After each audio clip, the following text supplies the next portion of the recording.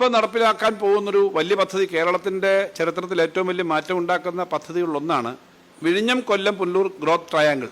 വിഴിഞ്ഞം പദ്ധതി വന്നതോടുകൂടി യഥാർത്ഥത്തിൽ വിഴിഞ്ഞം പദ്ധതിയിൽ തുറമുഖവും കപ്പലും വന്നതുകൊണ്ട് അത് സ്റ്റേറ്റിന് ആ ബെനിഫിറ്റ് ഉണ്ടാവണമെങ്കിൽ ധാരാളം കാര്യങ്ങൾ നടത്തണം അതിനോടനുബന്ധിച്ച്. ഇപ്പം നമുക്ക് വിഴിഞ്ഞം കൊല്ലം വിഴിഞ്ഞം മേഖലയിൽ നിന്ന് ലോകത്തെ ഏറ്റവും വലിയ കപ്പലുകൾ പോകും. അതിനോടനുബന്ധിച്ച് ഉൽപ്പാദന കേന്ദ്രങ്ങൾ ഉണ്ടാവണം.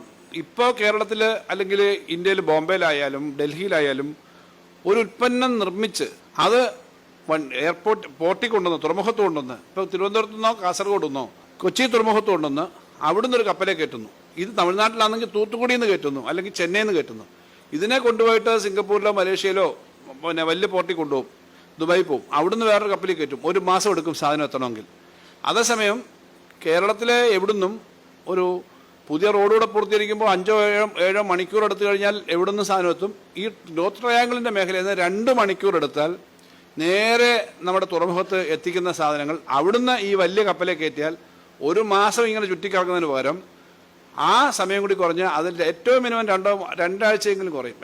ദൂരമനുസരിച്ച് ഗൾഫിലേക്ക് പോകാനാണെങ്കിൽ വളരെ കുറച്ച് സമയം മതി. ഇത് യാത്രാസമയം കുറയ്ക്കും, സാധനങ്ങളുടെ ക്വാളിറ്റി വർദ്ധിപ്പിക്കും, അതോടൊപ്പം തന്നെ ചെലവ് വലിയ തോതിൽ കുറയ്ക്കും.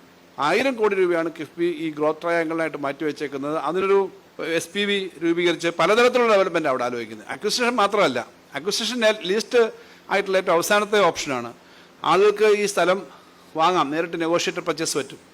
എനിക്ക് കുറച്ച് സ്ഥലമുണ്ട്, നിങ്ങൾക്ക് കുറച്ച് സ്ഥലമുണ്ട്, ഈ സ്ഥലം നമ്മളൊരു വികസനത്തിനായിട്ട് കൊടുക്കും, ലാൻഡ് പൂളിംഗ്. അതിനകത്ത് അവിടെ ഡെവലപ്മെൻറ്റ് ഉണ്ടാകുമ്പോൾ അതിൻ്റെ ബെനിഫിറ്റ് നമുക്കും കൂടെ കിട്ടുന്ന തരത്തിലേക്ക് ലാൻഡ് പൂളിംഗ് ഉണ്ട്. ഇങ്ങനെ പലതരത്തിലുള്ള മോഡൽ ഉപയോഗിച്ചുകൊണ്ട് നമുക്ക് വിഴിഞ്ഞം Kollam Punalur industrial and economic triangle എന്ന് പറയുന്ന ഒരു വലിയ പദ്ധതി വളർച്ചാ മുൻപ് നമ്മൾ പ്ലാൻ ചെയ്യുന്നുണ്ട്.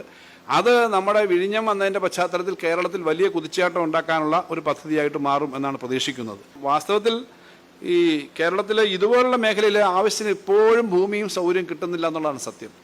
റീജിയണലായിട്ടുള്ള IT പാർക്കുകളും മോഡേൺ പാർക്കുകളും ഇപ്പോൾ ഉണ്ട്. ഇപ്പോൾ കൊല്ലം, തിരുവനന്തപുരം വളരെ പ്രധാനപ്പെട്ട, ഇപ്പോൾ അങ്ങ് ആറ്റിങ്ങൽ വരെ എത്തി, ഏകദേശം മംഗലപുരം കഴിഞ്ഞു നമ്മുടെ ഈ ഡെവലപ്മെൻറ്റ്.